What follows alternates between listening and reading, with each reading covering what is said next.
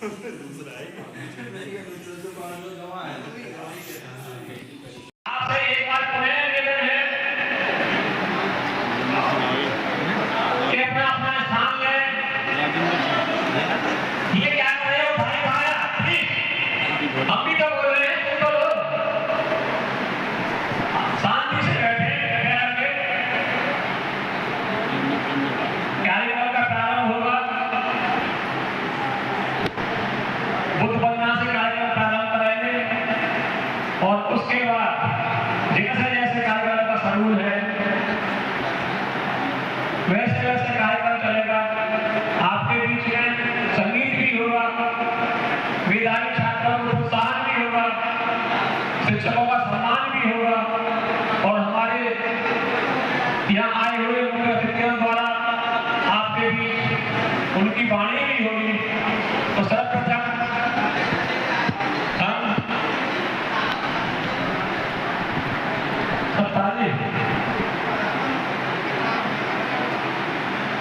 कुछ हमारे अतिथि आ रहे हैं, तो एक दो अतिथि और आ जाए।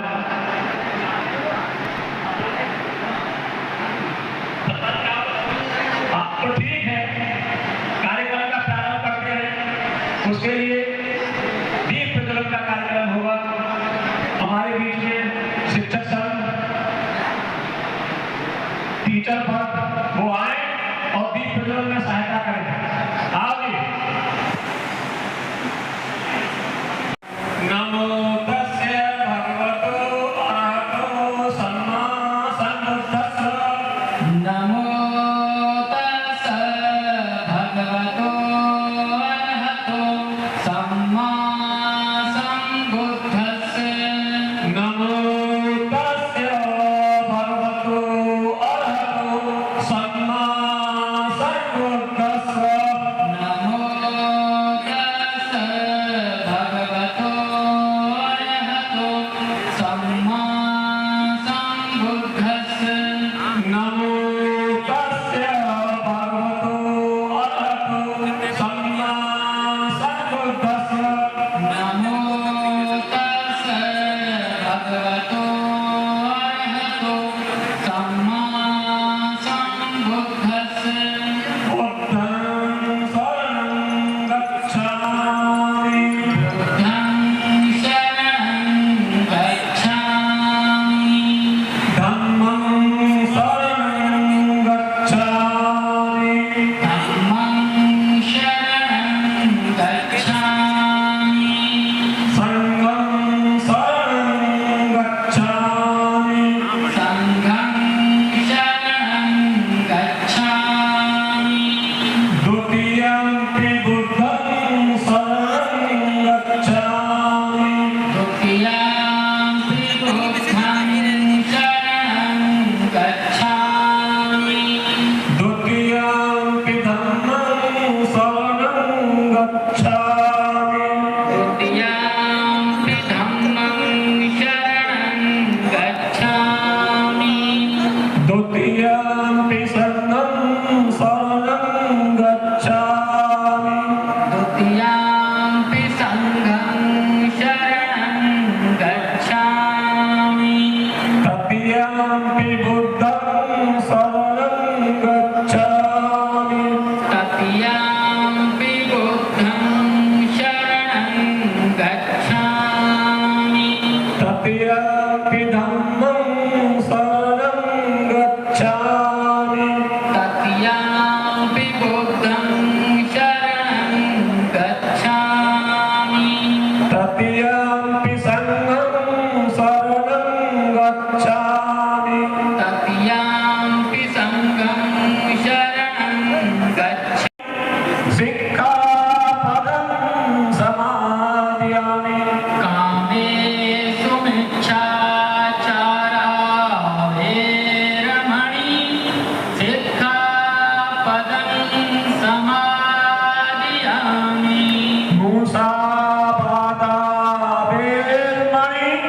सिक्खापदं समादयामि। मुसावादा वेरमणि। सिक्खापदं समादयामि।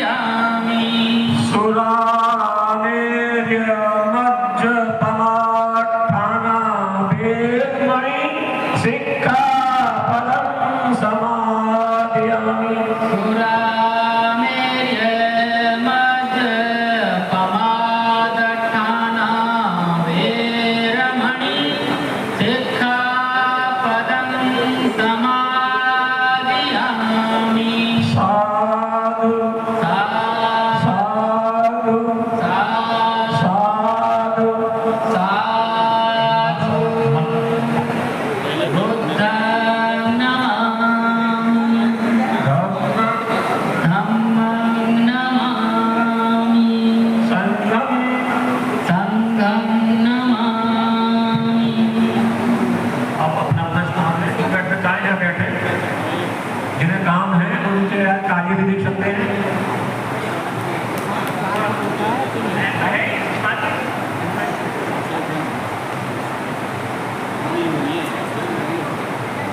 पाली भाषा में हमने उत्तम ज्ञान के द्योतक, दुख मुक्ति का मार्ग देने वाले तथागत भगवान बुद्ध को नमस्कार किया। और आज से 2500 साल पूर्व जब सिद्धार्थ गौतम को बोधि प्राप्त हुई थी तो उनके मुख से भी निकला था, बुद्धं शरणं गच्छामि, धम्मं शरणं गच्छामि, संघं शरणं गच्छामि। बुद्ध उत्तम ज्ञान के लिए कहा गया है। स्वयं बुद्ध ने भी कहा था कि मैं उत्तम ज्ञान की शरण में जाता हूँ। ज्ञान ही है जो हमें आगे ले जाता है, ज्ञान ही है हमारे यश तप को आगे बढ़ाता है। बुद्धम, दूसरे धम्मं शरणं गच्छामि, धम्म दुख मुक्ति का मार्ग। अच्छा रहेगा 2-4 मिनट शांति करते हैं आप लोग। जो 5 सीलें, प्राणापाता वेरमणि, अकाल किसी की हत्या नहीं करूंगा, हिंसा नहीं करूंगा, अदम्य दाना वेरमणि, चोरी नहीं करूंगा, श्रम से द्वारा अर्जित की हुई संपत्ति को ही रखूंगा, कामेषु मिथ्याचारः, व्यभिचार नहीं करूंगा, व्यभिचार से सामाजिक बुराइयां पैदा होती हैं, मूसावादा वेरमणि, झूठ नहीं बोलूंगा, जबान गलती नहीं करूंगा। और अंत में 5वीं थी सुना मेरी मद्यपमा ठाना, मादक पदार्थों का सेवन नहीं करूंगा, नशा पत्ता नहीं करूंगा, कोई ऐसा सामाजिक कार्य खाद्य पदार्थों का सेवन नहीं करूंगा जो समाज में बुराई पैदा करते हो। तो साथियों,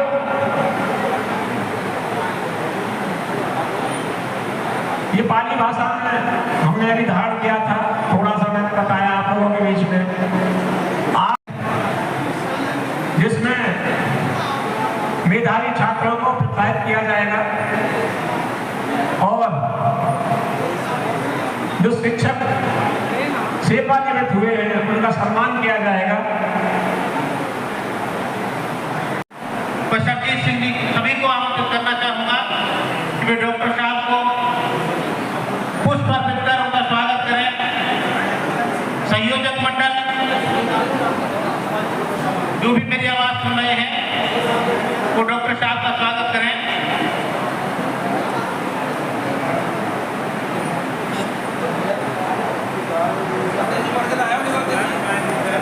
बोलिए जय भीम। बाबा साहेब अमर हैं, बाबा साहेब अमर हैं, बाबा साहेब अमर हैं। महाकारुण्य बुद्ध की करुणा हो, महाकारुण्य बुद्ध की करुणा हो।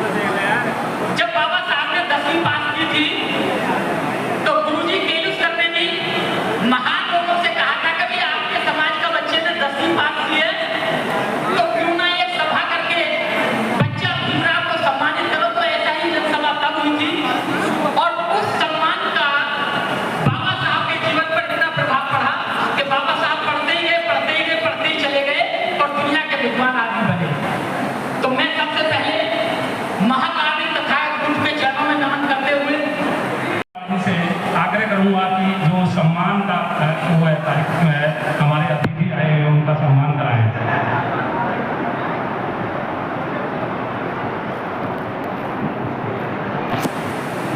जो स्वागत कार्यक्रम के हमारे संयोजक मंडल है कौशल भाई, श्री सत्यपाल सिंह जी, विजय मेहरोलिया, श्री केहर सिंह जी, सीताराम जी, धर्मेंद्र सिंह, मनोज जी, सूरज भैया, नरेश भाई, सतवीर सिंह, ARP, श्री जितेंद्र गौतम, धर्मेंद्र सिंह, ज्ञानेंद्र सिंह, परम सिंह, सुभाषम जी, जिनके भी नाम मैं बोल रहा हूँ।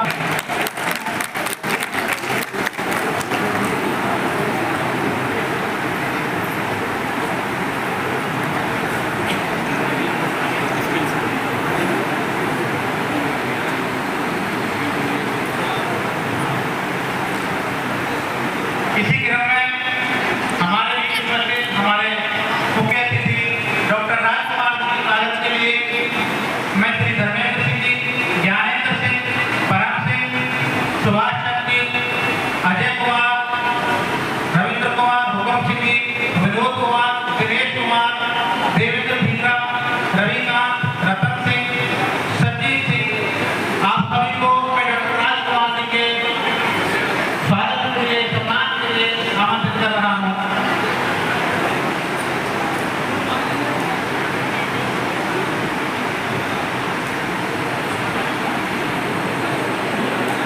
श्री ऋषिपाल जी, श्री रेशमपाल जी, ललित जी, शिव कुमार जी, जो उपस्थित हैं, मेरी आवाज सुन रहे हैं, हमारा अतिथि का स्वागत है और रेणुका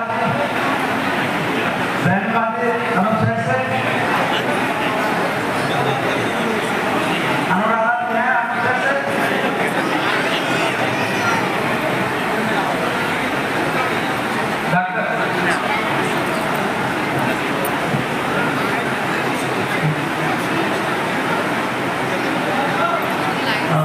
डॉक्टर मुकेश जी का स्वागत है।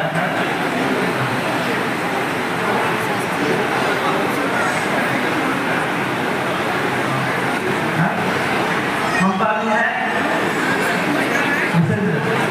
सतपाल सिंह,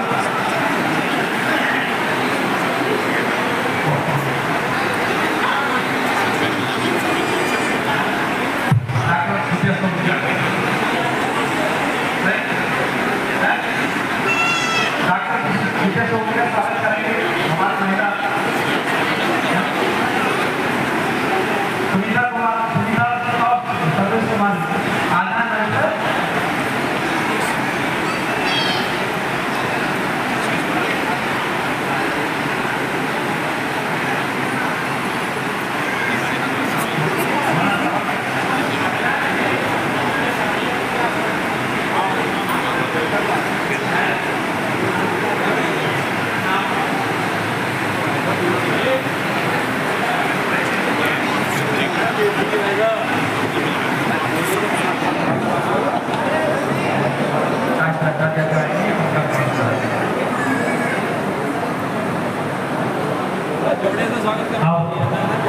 सभी से अनुरोध करूंगा कि वो अपना अपना स्थान ग्रहण कर लें। अब क्योंकि जो हमारे मुख्य अतिथि आए हैं उनको जाना भी है, उनका समय निर्धारित रहता है। सर्वप्रथम हमारे जिले के कृषि शिक्षा अधिकारी महोदय हमारे बीच में आ गए हैं, सर आपका बहुत बहुत स्वागत है। डॉक्टर लक्ष्मीकांत पांडे जी, आपके स्वागत के लिए मैं श्रीमती कुसुम, मिसेज विनी कुमार और श्री विनी कुमार, सूरज भैया और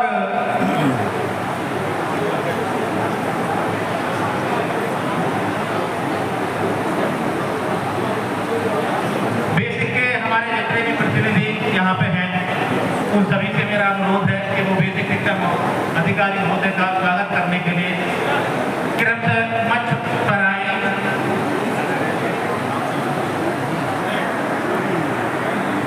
शिक्षा ये किस साइड में खड़े टूल लेते जा रहे हैं।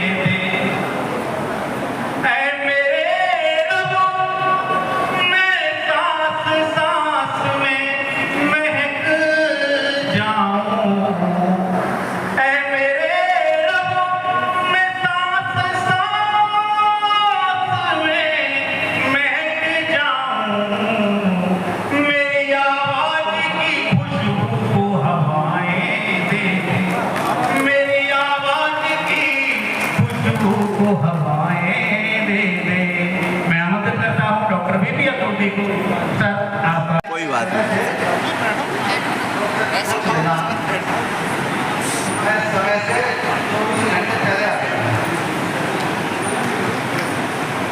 साथियों, बहुत अच्छा लगा अपने परिवार में बैठने से। प्रैग्मेटिज्म बाबा साहब की ही देन है, इनका विकास बाबा साहब के साथ साथ है। प्रैग्मेटिज्म का अर्थ है कि आप जो पढ़ें, जो कार्य करें, जो उपलब्धि करें, उसका सदुपयोग अपने चारों ओर के वातावरण, अपने परिवार, अपने समाज, अपनी अर्थव्यवस्था, सभी चीजों में उस उपलब्धि का और उस शिक्षा का सदुपयोग करें। ये प्रैग्मेटिक अप्रोच है। ऐसी शिक्षा जो व्यक्ति के काम में आकर के कभी मोक्ष की बात करे, कभी चमत्कार की बात करे, निश्चित रूप से उस शिक्षा का प्रैग्मेटिज्म से कोई मतलब नहीं। भगवान बुद्ध ने शिक्षा के लिए मेडिटेशन यानी कि विपश्यना के साथ साथ कुछ और बिंदु दिए। उन बिंदुओं में शामिल किया गया कि आपको अध्ययन भी करना है, आपको भ्रमण भी करना है और आपको नैतिकता और विजडम का विकास भी करना है। बिना विजडम का विकास किए हुए आपका व्यक्तित्व पूर्ण नहीं हो सकता। कालाम सूत्र में उन्होंने साफ साफ स्वतंत्रता दी पूरी दुनिया में कि अगर समस्याएं सामने आए और उनके सॉल्यूशन सामने आए, तथ्य सामने आए, कौन से तथ्य को माने। ये शिक्षक के सामने बहुत बड़ा सॉल्यूशन है कालाम। वो सॉल्यूशन बताता कि नहीं, जो किताब में लिखा है वो ही सत्य है।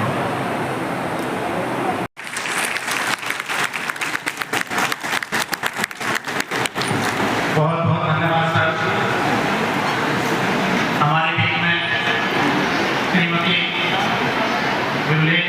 विजयश्री जी, जो वर्तमान में डाइट प्राचार्य परिषद हैं, वो हमारे बीच में पधारी हैं।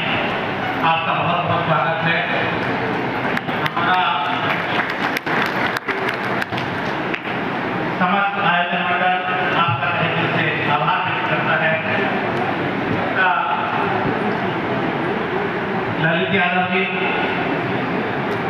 और डॉक्टर पूनम जी, आप हमारे बीच में पधारे हैं। आपका बहुत बहुत स्वागत है।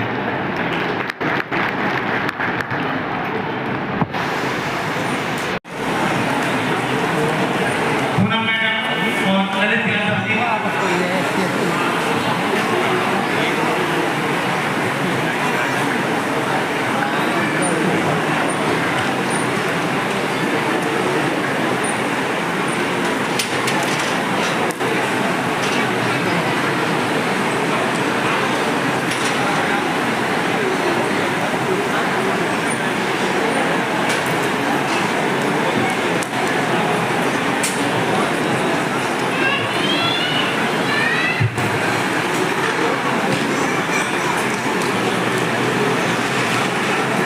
तो मैं बता रहा हूँ हम अपने बुलाते रहेंगे।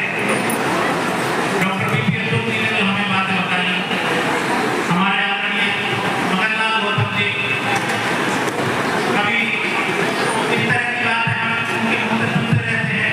हमारे सबसे बेहतर आपका भारत है। विजय बौद्ध जी, मदन पाल सिंह जी, डॉक्टर कांचन लता, राजेंद्र सिंह जी, रिटायर्ड इंस्पेक्टर अनिल कुमार, अमित कुमार जी, श्री सुनील पिछुआ, श्री प्रताप सिंह जी, चंद्रपाल सिंह, थोड़ा सा लेकिन मेरे साथ थोड़ा काम है। मैं दो बच्चों के साथ अपना बुलाना चाहूँगा।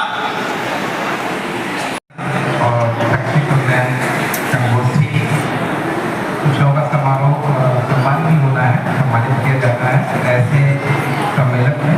और ख़ास तौर से हमारे बहुजन समाज के लोग जो आए हुए हैं उन सबके सम्मेलन में मैं यहाँ आकर के आविर्भूत हूँ और आपका धन्यवाद।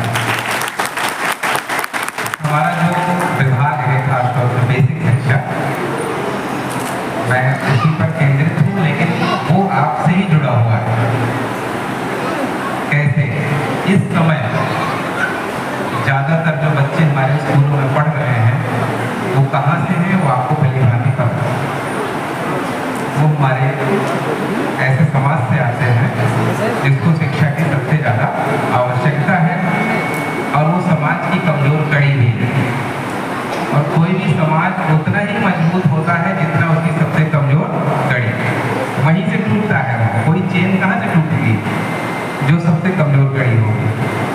इसलिए आप सबका एक शिक्षक के नाते और मेरा एक शिक्षा अधिकारी के नाते ये बहुत ही नैतिक दायित्व है कि हम उन बच्चों को शिक्षित करें और बाबा साहब के उस सपने को पूरा करें कि शिक्षित बनो, संगठित रहो और संगठित। उनको हम किसी को भी महापुरुष क्यों कहते हैं? केवल एक छोटा सा दो उदाहरण दूंगा। उन्होंने अपने जीवन काल में वो हमारे संविधान के निर्माता तो बाद में हैं, सबसे पहले वो एक अर्थशास्त्री थे और उनकी जो पीएचडी की डिग्री थी वो अर्थशास्त्र में ही थी। और उन्होंने सबसे पहले कहा कि हमारा जो ये ढांचा है ये सबसे ज़्यादा शिथिल कब होगा? जब हम शहरीकरण करें और हम बाजारवाद या उदारवाद को लागू करें, जो हमारी सरकार 40-50 साल बाद समझ पाई। और हमने अंततः 90 के दशक में आर्थिक उदारीकरण लागू किया। उन्होंने अन्य चीज़ों का भी जो कहा था हमको एक तरह से इंडिकेट किया था, देखिए वो सब भी चीज़ें हो रही धीरे-धीरे। धारा 370 भी खत्म हुई, अन्य चीज़ें आ रही हैं। संविधान में जो चीज़ें लागू नहीं हो पाई थी वो चीज़ें लागू हो रही हैं। इसको मैं एक चीज़ से जोड़ूंगा, क्योंकि बहुत सारी चीज़ों को लोग उस समय नहीं ध्यान देते थे, नहीं सुनते थे। तो वो संस्कृत के भी बहुत बड़े विद्वान थे और एक संस्कृत का विद्वान भवभूति है। तो भवभूति राजस्थान का था और ऐसा विद्वान था कि जिसकी बातों पर लोग कम ध्यान देते थे। उसके साहित्य को उसके समय कम पढ़ा गया, लेकिन उसने लिखा बहुत अच्छा था। तो बाबा साहब ने उसी भवभूति को उद्धृत करते हुए कहा था, मैंने उनकी जीवनी में पढ़ा गया कि उत्पत्स्यते कोऽपि समान धर्म कालो ही निर्मली विपुला च पृथ्वी, कि कोई मुझे समझने वाला या मेरा समान धर्म पैदा होगा जो मुझे समझ पाएगा, मेरी बातों को समझ पाएगा, क्योंकि समय बहुत अनंत है और पृथ्वी विशाल है ना। तो आज हम बहुत सारी चीज़ों को समझ पा रहे हैं, क्योंकि जो सत्य होता है वो अंततः घटित होके ही रहता है। यदि इस समाज में समाज का उद्देश्य या मानवता का उद्देश्य ये है कि सब बराबर हों, तो एक दिन होके ही रहेगा। वो हम चाहें तो भी होके रहेगा, ना चाहें तो भी होके रहेगा। हम करेंगे तो होगा, नहीं तो कोई और पैदा होगा वो करेगा। सही बात है नहीं? तो इसीलिए उस काम को हम ही क्यों ना करें, है ना। आप शिक्षक हैं, आप इस पर गौरवान्वित महसूस करें कि आप दुनिया की सबसे अच्छी नौकरी कर रहे हैं। अगर आप मानते हैं, पुण्य को भी मानते हैं, तो आप अपना कर्तव्य पूरा कर रहे हैं और एक पुण्य का काम कर रहे हैं और अपने समाज को, अपने देश को मजबूत बना रहे हैं। तो सबसे पहले अपने इस कर्म पर शिक्षा के जो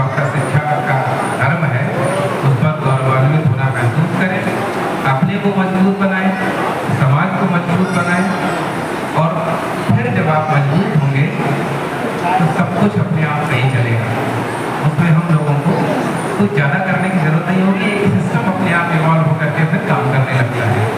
और जैसा डॉक्टर साहब ने भी कहा, हमारे प्रोफेसर लोग आए हुए हैं और डी अशोक सर ने कहा कि शिक्षा बहुतों का काम हल्का कर देती है, पुलिस का काम भी हल्का कर देती है, चिकित्सा का भी काम हल्का कर देती है और बहुत सारे बंधनों से हमको मुक्ति भी दिलाती है। इसीलिए विद्या या विद्या का विमुक्त है, विद्या वही है जो मुक्ति दिलाए। मुक्ति का मतलब है थोड़ी कि इस लोक से परलोक पहुंचा दे, अरे परलोक यही है, सब कुछ यही है। जब आप तमाम बंधनों से मुक्त हो जाएंगे वही शिक्षा है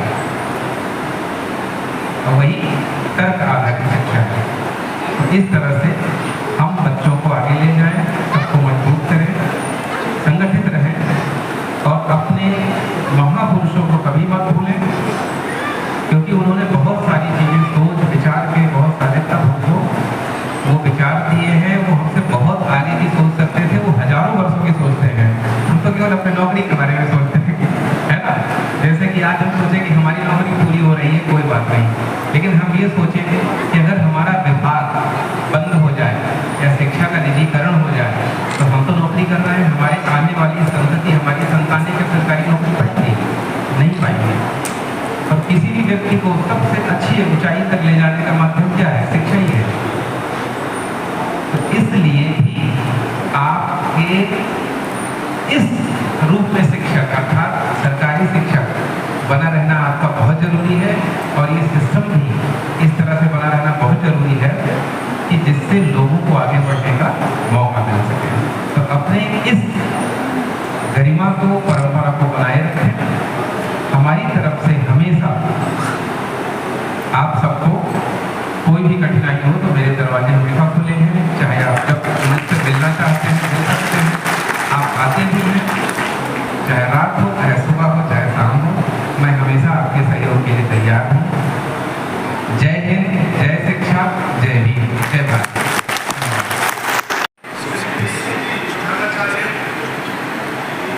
और मेरे श्रेष्ठ मंच पर उपस्थित सभी प्रबुद्ध जो वक्ता है, डॉक्टर वीवी सिंह अशोक जी, डॉक्टर वीवी अशोक सर, जिनको आपने सुना, उनके प्रशासनिक कार्य के साथ साथ समाज की ओर से भी सुविधा है, जैसे रमेश शुक्ला है, उनके बारे में आज नहीं जानना सोचने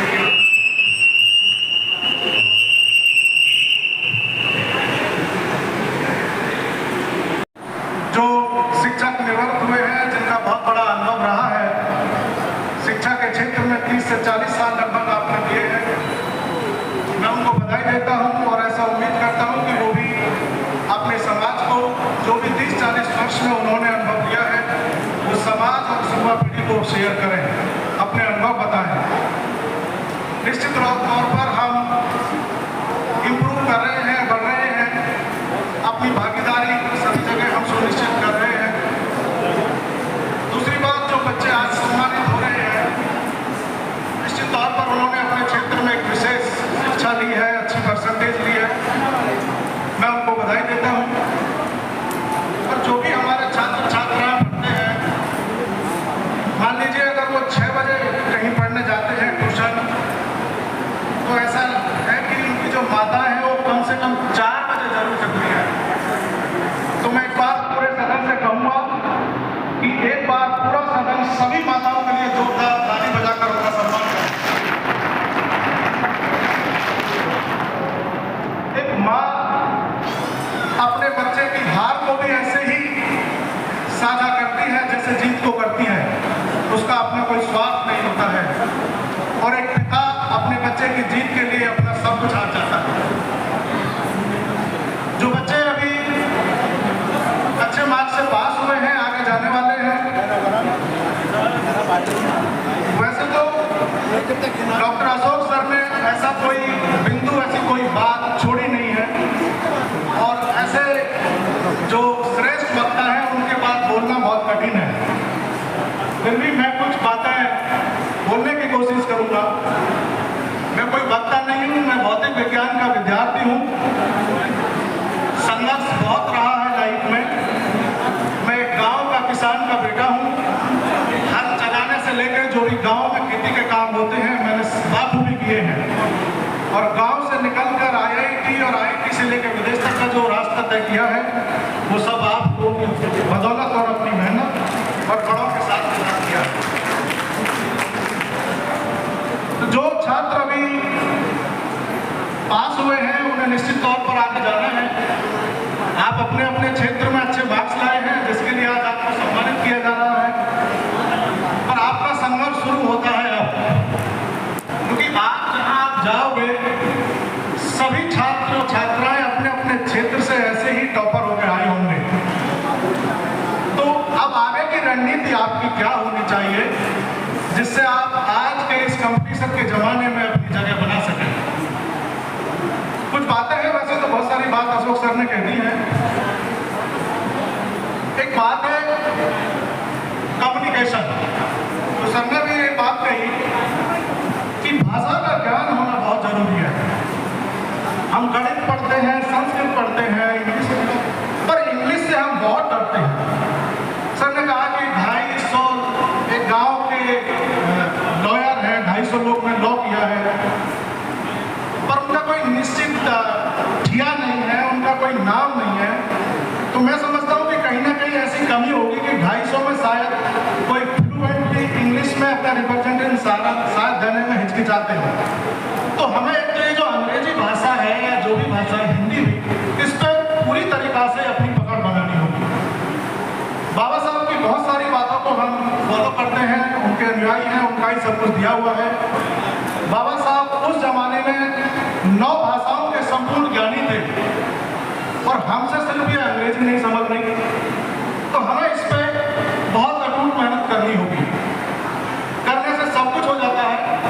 मैं बिल्कुल गांव देहात में पढ़ा हुआ हूँ, बीएससी मैंने बिल्कुल हिंदी मीडियम करी और उसके बाद मेरठ विश्वविद्यालय में हिंदी बंद और अंग्रेजी शुरू, और उसके बाद आज तक सब कुछ अंग्रेजी में ही चल रहा है, आईआईटी से लेकर देश विदेश तक। तो मेरे जैसा बच्चा जो गांव से निकलकर अंग्रेजी को सीख सकता है, तो मेरे हिसाब से आज तो स्थिति बहुत अच्छी है। तो आज ऐसा